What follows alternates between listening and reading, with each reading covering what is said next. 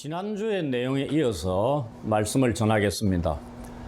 세례요한은 감옥에서 그리스도께서 하신 일을 듣고 제자들을 예수께로 보내어 자신이 갖고 있던 의문에 대해 질문을 했습니다.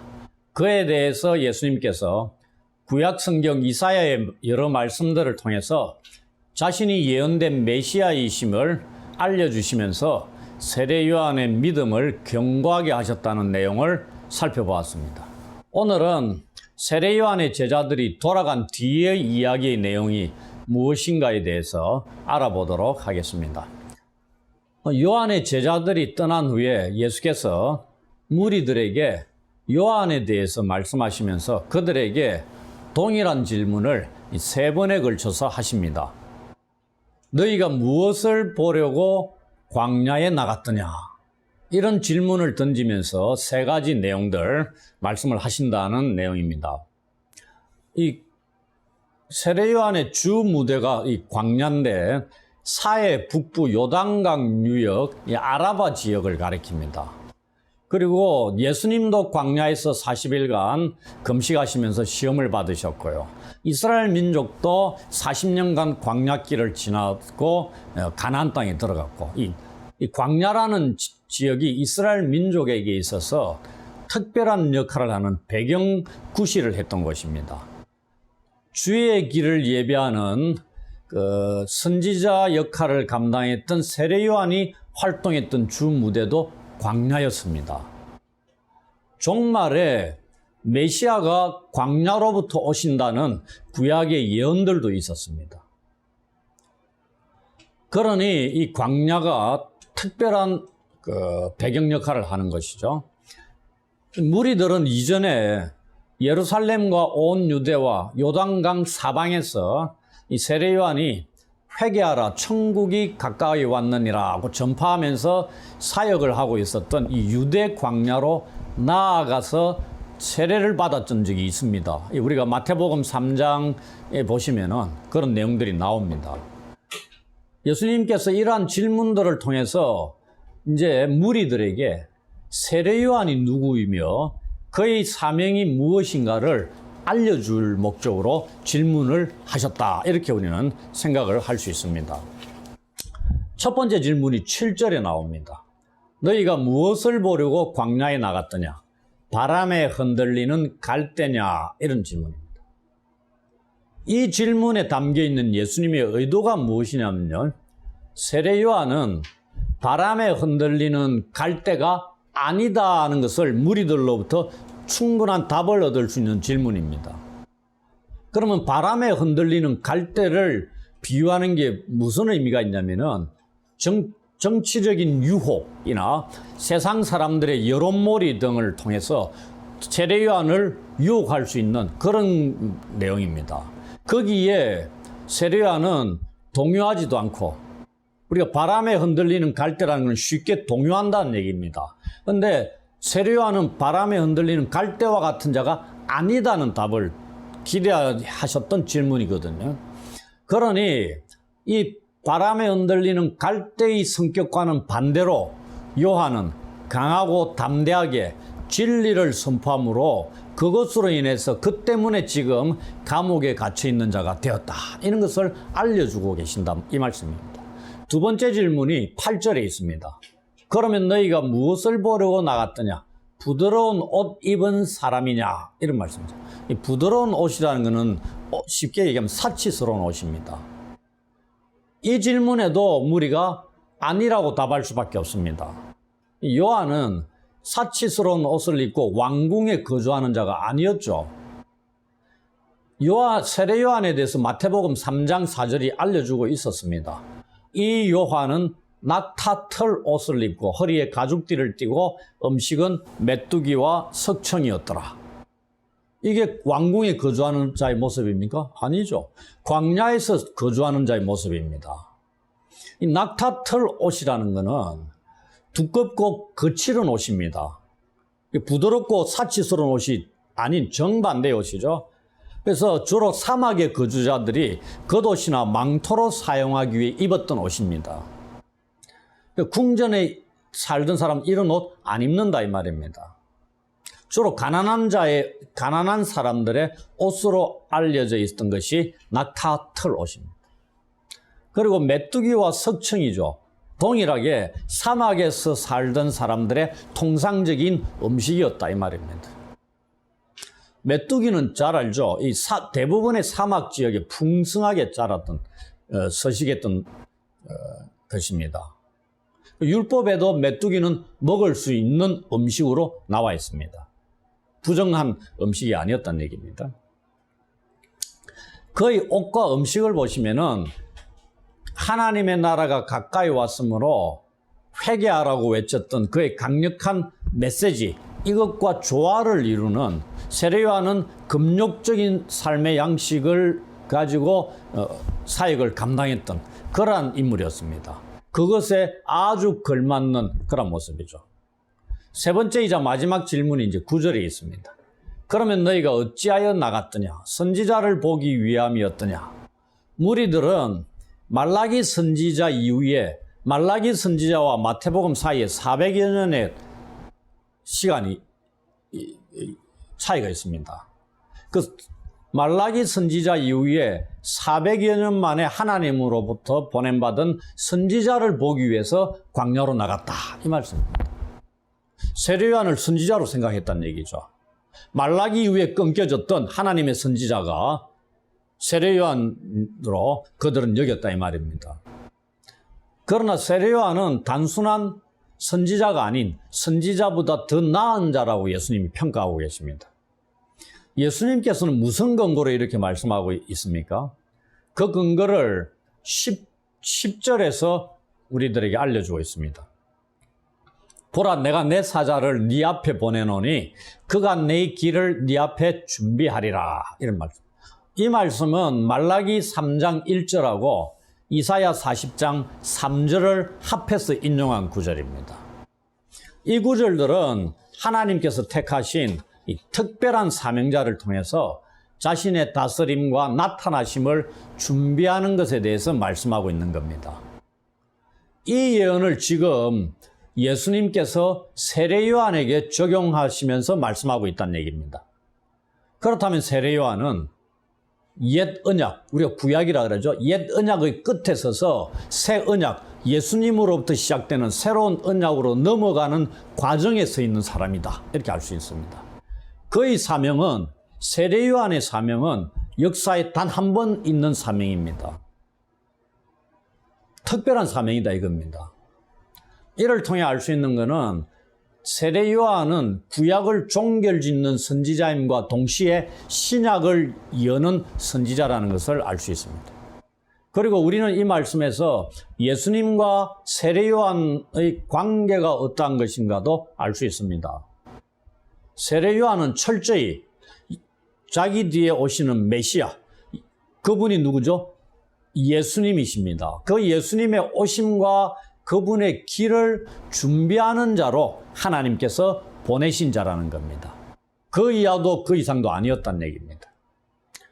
11절에서 예수님은 지금까지 세례요한의 정체성과 사명을 정리하면서 그에 대한 결론적인 평가를 말씀하고 있습니다. 이 세례요한은 여자가 낳은 자 중에서 가장 큰 자다 이런 말씀하고 있습니다. 우리는 여자가 낳은 자가 무슨 의미냐?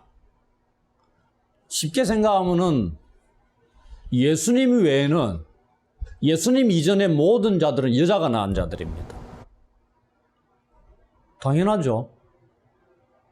여자가 낳은 자 외에, 그러니까 우리가 아담의 죄를 타고난 모든 자가 여자가 낳은 자입니다.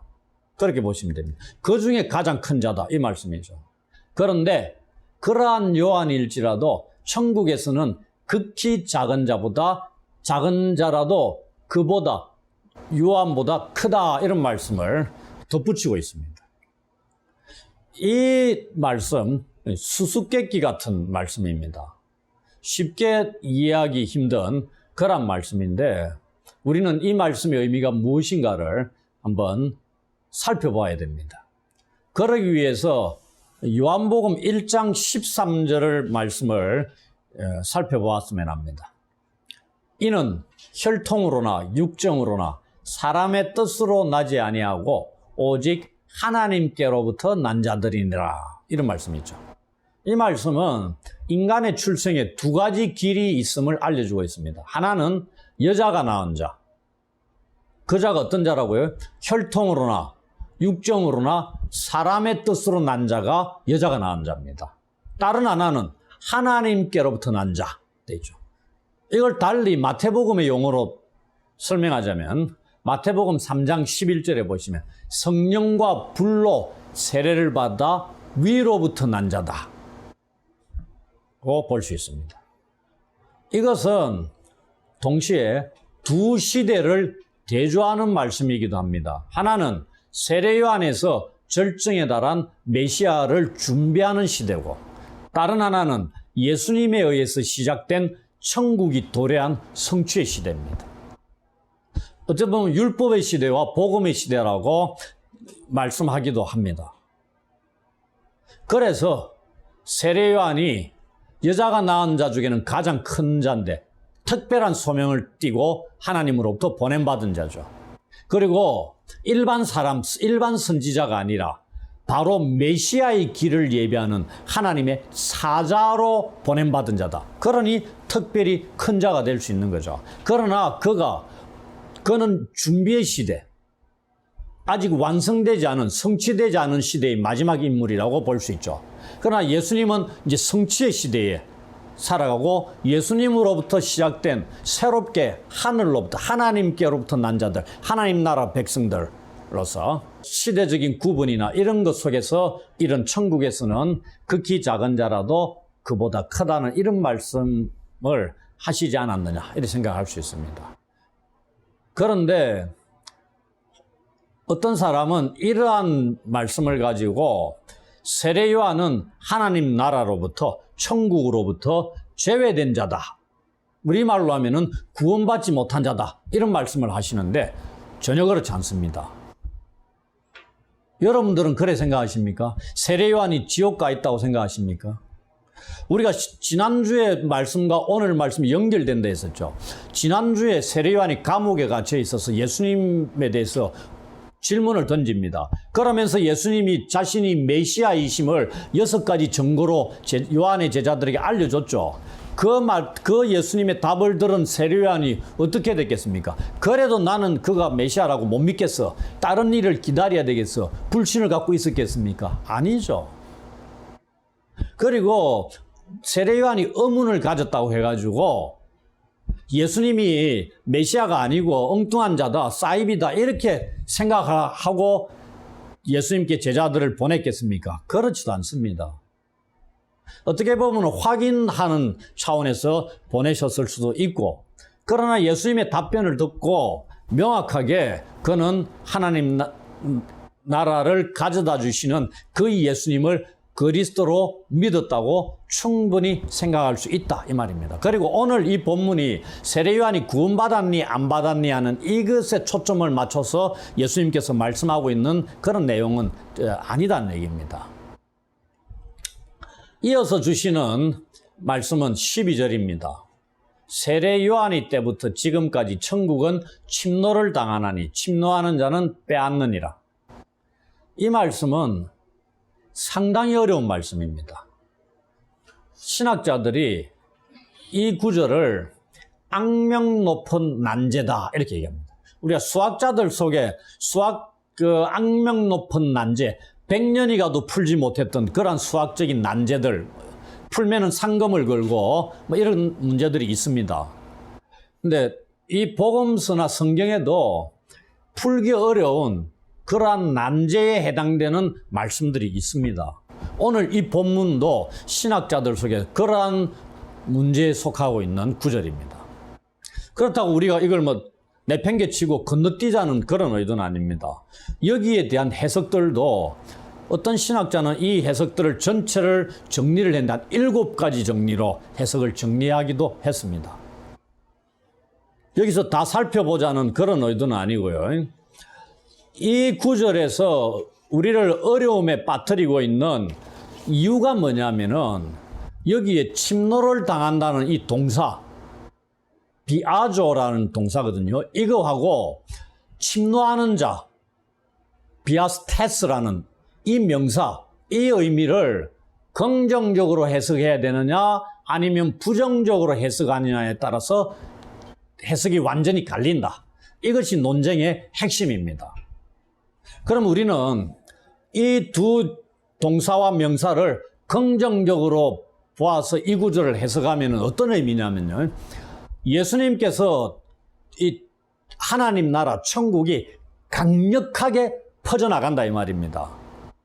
이 퍼져나가는 천국에 그 천국 메시지를 듣는 자들이 들어오라는 그 초대를 과감하게 받아들여야 된다는 얘기입니다. 그리고 받아들일 때 그 열심, 그 용기를 가지고 그 나라에 들어와야 된다. 이런 의미로 해석을 한다는 얘기입니다. 그 다음에 부정적으로 해석을 하면은 이 의미는 무엇이냐면 예수님께서 천국이 악하고 비열한 사람들 손, 이게 뭐냐면 침노하는 자에 해당되는 겁니다. 이들의 손에 의해서 고통을 당하고 있는 폭력을 가리키고 있는 말입니다. 제가 추가적으로 나중에 말씀을 더 드릴게요. 여기에 하나 더 새로운 견해가 뭐냐면 요 두 개를 합한 견해입니다. 천국은 강렬하게 전개되고 있지만 악한 사람들이 천국을 폭력적으로 공격한다. 이렇게 종합해서 견해를 밝히는 자들도 있습니다. 그렇다면 우리는 이 견해 중에서 어떠한 견해를 받아들이는 게 좋겠습니까? 판단 중지하고 그냥 잘 모르겠으니까 넘어가지 이렇게 할 수도 있는데요. 나름대로 이 의미들을 살펴볼 근거들이 있습니다. 문맥에 우리는 1차적으로 문맥을 중요시해야 됩니다. 성경 전체도 봐야 되지만 11장 전체 속에서 살펴보게 되면은 이 의미를 조금이나마 찾을 수 있지 않느냐 그렇게 생각합니다. 그래서 저는 문맥의 흐름상 부정적으로 해석하는 것이 좀 더 나을 것이다 하고 말씀을 드리는 겁니다. 지금까지 예수님께서 이 말씀을 하고 있는 상황이 어떤 상황이냐 먼저 말씀을 드립니다. 세례 요한이 헤롯에 의해서 감옥에 갇혀 있습니다. 그리고 예수님의 메시아 되심에 대한 질문을 받고 답을 하신 직후에 세례 요한과 그리고 예수님 스스로에 대해서 말씀을 진행하고 있는 가운데 있습니다. 상황이 어떤 상황인지 아시겠죠? 세례 요한이 감옥에 갇혀 있습니다. 헤롯에 의해서. 그리고 예수님이 그러한 배경하에서 지금 세례 요한이 어떠한 자인가를 말씀하시면서 이 구절이 나오는 겁니다. 그 다음에 이것뿐만이 아니라 우리가 앞으로 살펴볼 16절에서 19절에 걸쳐 나온 내용도 부정적인 해석을 지지하고 있다고 생각합니다. 또한 16절부터 19절은 제가 살펴볼 거니까 넘어가고요.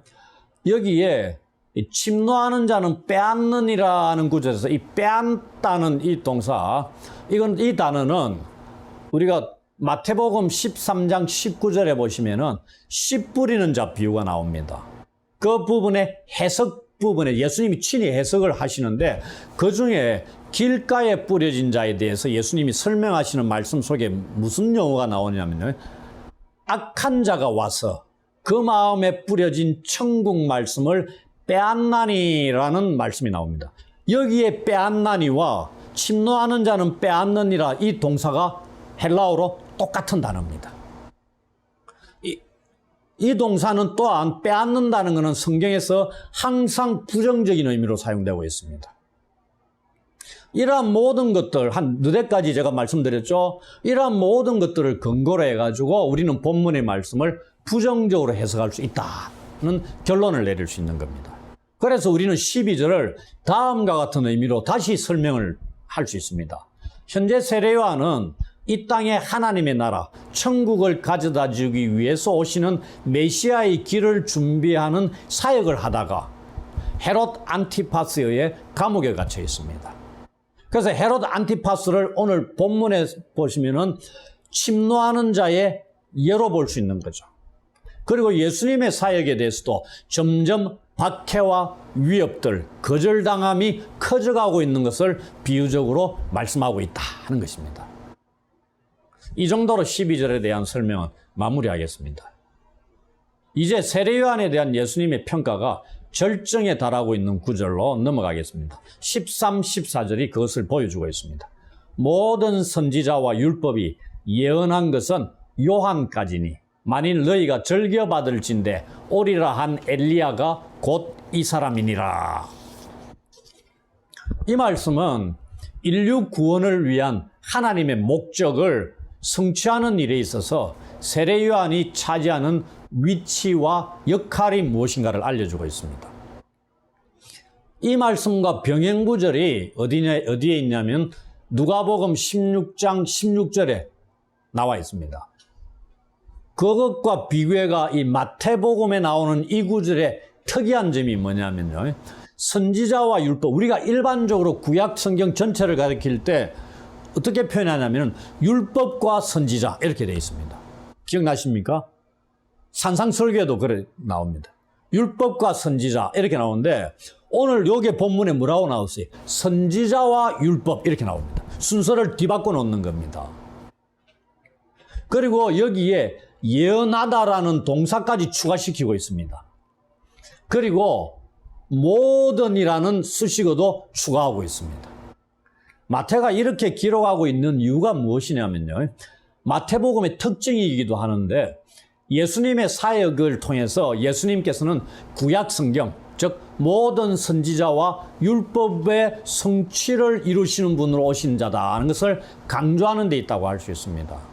그리고 지금 세례 요한에 대한 말씀이죠. 세례 요한이 누구죠? 선지자로 오신 자입니다. 모세가 아니죠. 모세는 율법의 대표적인 인물이잖아요. 근데 이 둘째 엘리야로 온 세례 요한에 대한 말씀이 흘러오고 있잖아요. 그래서 선지자와 율법으로 순서를 바꿔놓았다고 보시면 됩니다. 이를 통해 우리는 세례 요한의 때까지가 예언의 때고 예수님의 사역의 때는 성취의 때라는 것을 알 수 있습니다. 한마디로 예언은 성취라는 더 큰 개념의 하위 개념이라고 보시면 됩니다. 예언이 어디에? 성취에 포함된다 이 말입니다.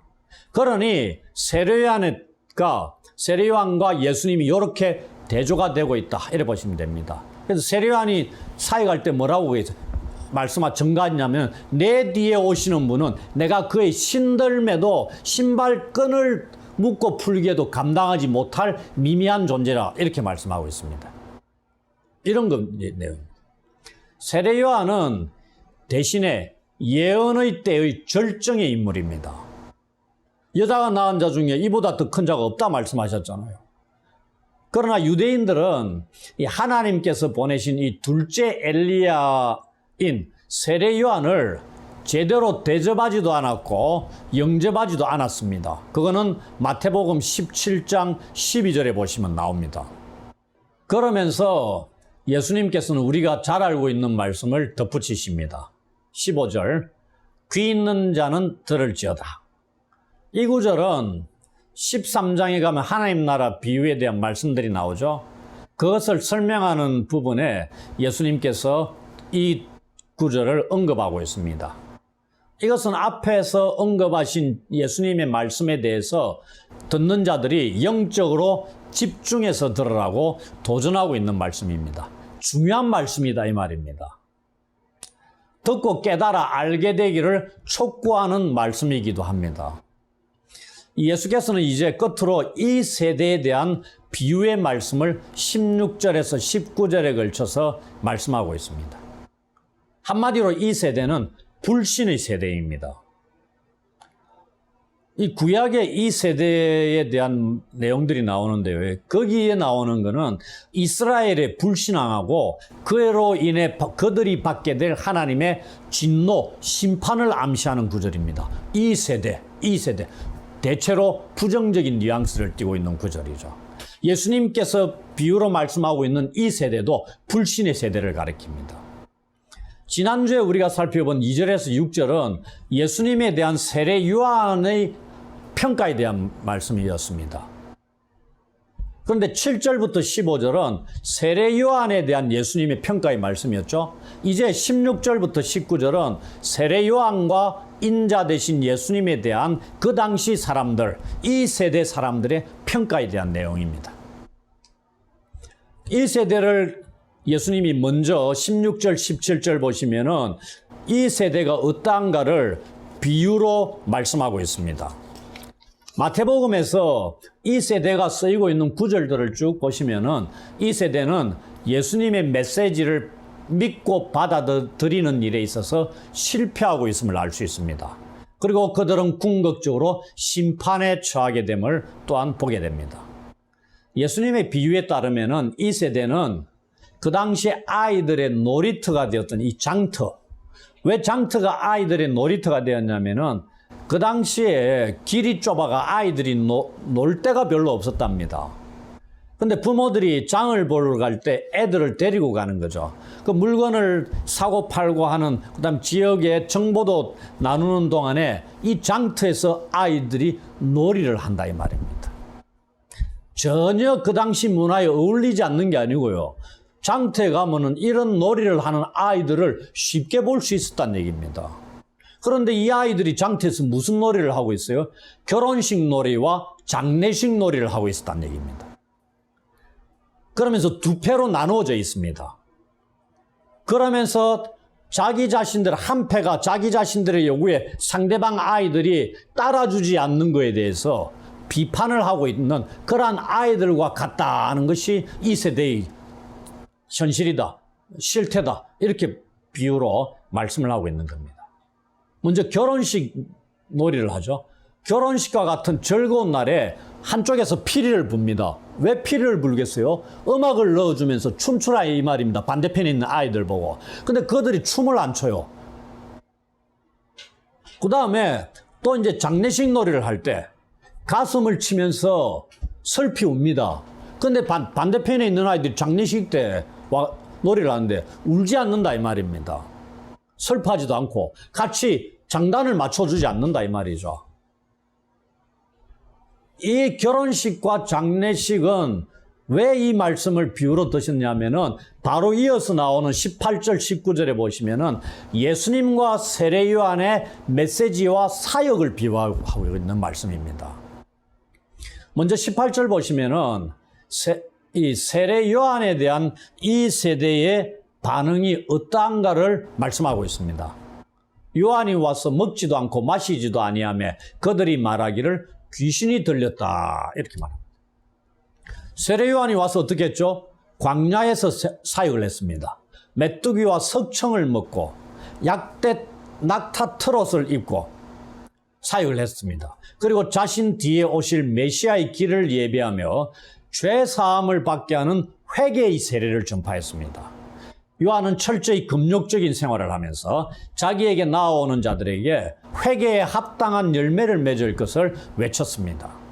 이러한 요한의 메시지에 세리와 죄인들이 세례를 받았다고 되어 있습니다. 그 중에 또 많은 사람들도 세례를 받았습니다. 그런데 그 외 유대인들 중에 종교 지도자들이나 일부 많은 사람들은 세례 요한의 세례를 받지 않았습니다. 그러면서 뭐라고 얘기했냐면 그의 모습이 마치 광야에서 사역하는 그의 모습이 귀신 들린 자처럼 보였다 이렇게 평가를 한다 이 말입니다. 그러니 이 세대에게 세례 요한의 삶과 메시지는 받아들일 수 있는 것이 아니었다 이 말입니다. 그 다음에 다음으로 인자이신 예수님에 대해서 이 세대의 반응이 19절에 나옵니다. 인자는 와서 먹고 마시며 말하기를 먹기를 탐하고 포도주를 즐기는 사람이요 세리와 죄인의 친구로다 이렇게 말합니다. 여기에 먹기를 탐한다는 것이 탐식가입니다. 그 다음에 포도주를 즐긴다는 것은 그 미식가가 아니고요 술 주정꾼입니다. 시도 때도 없이 술을 퍼마신다 이 말입니다. 그런 비난의 표현이거든요. 구약에 보시면은 신명기 21장 20절 21절 여기 보면은 방탕하고 술에 잠긴 아들 이 자녀들은 돌로 쳐 죽이라 이렇게 되어 있습니다. 그러니 예수님의 메시지가 이들이 볼 때 이단에 가까운 그런 메시지, 그런 모습들, 삶의 스타일이다, 라이프 스타일이다 이렇게 보았다 이 말입니다. 세례 요한과는 정반대죠. 예수님은 오셔서 세리와 죄인들, 그 당시 죄인들입니다. 유대인 종교 지도자들은 상종을 하지 않았던 자들입니다. 그들과 먹고 마셨죠. 마치 그들의 친구처럼 생활했습니다. 그리고 이 세대 사람들은 거란 예수님을 탐식가, 그리고 술주정꾼, 그리고 세리와 죄인의 친구임에 틀림없다고 비판을 해댔다 이 말입니다. 그러나 이 세대 사람들은 귀 있는 자는 들을지어다 라고 하시는 예수님의 이 도전에 올바르게 반응을 하지 못한 자들입니다. 왜냐하면은 이들은 세례 요한의 사역뿐만이 아니라 예수님의 사역과 말씀에 담긴 참된 진리의 말씀, 그것의 의미가 무엇인가를 지금 깨닫지 못하고 있기 때문입니다. 그래서 그들은 세례 요한과 예수님에 대해서 잘못된 평가를 하고 있는 겁니다. 장례식, 결혼식 놀이에 피리를 불면 어떻게 해야 돼요? 춤을 춰야 됩니다. 즐겨야 됩니다. 그 다음에 장례식장에 가가지고 슬퍼하고 울면은 가슴을 치며 함께 슬퍼해야 됩니다. 근데 그런 반응을 보이지 않았다는 얘기입니다. 세례 요한이 왔을 때는 어떤 모습이다? 장례식장의 모습이었다는 얘기입니다. 예수님이 오셨을 때는 어떤 모습이다? 결혼식장의 모습이었다는 얘기입니다. 그런데 그 시대, 이 세대 사람들은 반응을 하지 않았다 이 말입니다. 왜 반응을 하지 않았다고요? 깨닫지 못했다는 얘기입니다. 세례 요한이 외치는 메시지, 예수님이 오셔서 외친 메시지의 참된 그 의미들을 깨닫지 못했기 때문에 반응을 못하는 거죠. 정반대의 엉뚱한, 오히려 이러한 비판들을 해댔다 이 말입니다. 거절하고. 그것을 이 비유를 통해서 말씀을 하고 있다 이 말입니다. 이제 예수님 말씀의 결론에 해당하는 구절을 살펴보겠습니다.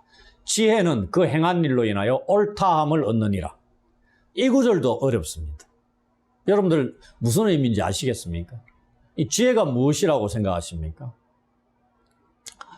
지혜를 우리가 동일하게 11장 1절부터 쭉 흘러오는 문맥 속에서 보시면은 하나님 나라와 관련돼서 생각을 해볼 수가 있겠죠.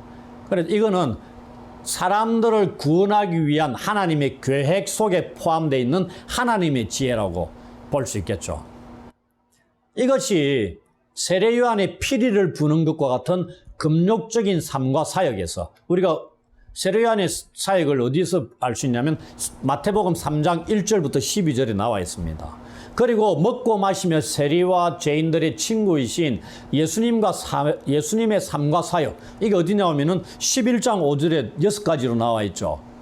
이러한 것들이 진리임이 세례 요한의 사역과 예수님의 삶과 사역을 통해서 그들이 선포하는 메시지가 진리임이 입증되었다는 것을 말씀하고 있는 겁니다. 이 구절의 의미가. 그리고 지혜의 사자들인 하나님으로부터 보냄받은 세례 요한과 예수님을 먼저 그의 자녀들, 그 각주에 보시면은 자녀들 혹은 행한 일을 뭐라고 표현되냐면 자녀들로 표현이 되어 있습니다. 이 자녀들은 뭐죠? 제자들입니다. 세례 요한의 제자들, 예수님의 제자들. 그들은 예수님과 세례 요한의 메시지를 바르게 깨닫고 받아들인 자들이죠. 그들을 통해서 예수님과 세례 요한의 메시지가 진리였다는 것을 입증해낸다 이 말입니다. 그런데 이 세대 사람들도 들을 귀 있는 자는 들으라고 계속 외치시는 것은 그들도 이 메시지를 듣고 깨닫게 되기를 촉구하고 있는 의미도 담고 있다는 얘기입니다. 지혜는 그 행한 일로 인하여 옳다함을 얻는다.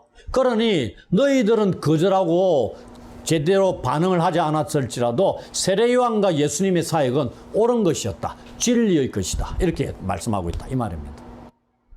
결과물들을 통해서 확인이 가능하다는 얘기입니다. 이제 말씀을 정리하고 마치겠습니다. 예수님은 세례 요한이 하나님의 구원 역사에 있어서 어떠한 역할과 위치를 차지하는가를 오늘 하나님 나라와의 관계 속에서 설명해 주셨습니다. 요한은 철저히 메시아의 길을 준비하는 둘째 엘리야로서의 역할을 감당한 자였습니다. 그가 와서 죄사함을 얻는 회개의 세례를 전파했습니다. 그리고 인자이신 예수님은 오셔서 하나님 나라를 전하셨습니다. 그는 이런 자를 찾아다니셨고 병든 자, 죄인과 세리들을 찾아서 구원하기 위해서 오셨습니다. 세례 요한과 예수님을 통해서 하나님의 나라, 천국 복음이 전해졌습니다. 그러나 침노하는 자들이 그것을 방해하고 있다고 말씀을 하고 있죠. 그럼에도 불구하고 세례요한과 예수님께서 전하신 천국 복음은 그것을 받아들인 자들을 통해서 진리임이 드러나고 있음을 확인할 수 있다고 하셨습니다. 세례요한이 때부터 지금까지 천국은 침노를 당하고 있다고 말씀하고 있습니다. 이것은 오늘날도 마찬가지일 것입니다. 그러니 침노하는 자들에 의해서 교회와 그리스도인들이 고난을 당하는 것을 이상하게 생각할 필요가 없습니다. 교회와 그리스도인들을 통해서 회개의 말씀도 전해지고 있고요. 하나님 나라의 복음도 전해지고 있습니다. 동시에 이 말씀을 빼앗고 방해하는 자들도 우리 주위에 많이 있습니다. 우리는 이러한 상황에서 오늘 본문에서 예수께서 우리에게 주시는 교훈을 깨닫고 그것을 실천하며 살아가야 합니다. 세례요한과 같이 살아가는 자들도 있고요. 예수님과 같이 살아가는 자들도 있어야 됩니다. 회개의 세례, 금욕적인 삶을 살아가는 자들도 있고요. 예수님과 같이 그렇게 선포하는 자들도 있어야 됩니다. 어두침침하고 복음이 늘 울고 슬퍼하고 이런 메시지만은 아니잖아요. 복되고 기쁘고 즐거운 메시지도 있습니다. 그러나 애통해하고 금식하고 슬퍼하고 이러한 메시지도 있고요. 둘 다의 메시지가 하나님 나라 복음으로서 선포되고 있습니다. 이것을 침노하는 자들이 방해하고 빼앗고 말씀이 선포되는데 그 사람들 마음속에서 빼앗아가는 그러한 일들도 동일하게 하고 있다는 얘기입니다. 이러한 상황 속에 우리가 살아가고 있다는 얘기입니다. 그래서 우리가 전하고 선포하는 이 천국 복음은 아무리 방해를 받는다 할지라도 우리의 삶에서 맺는 이 열매들로 인해서 우리가 전하는 메시지가 참되고 진리라는 것을 입증해야 한다는 얘기입니다. 그런 열매가 있어야 된다는 얘기입니다. 지혜는 그 행한 일로 인하여 옳다함을 얻기 때문입니다. 이러한 일들이 우리의 삶과 사역 속에서 풍성하게 드러나게 되기를 주의 이름으로 축원합니다. 아멘.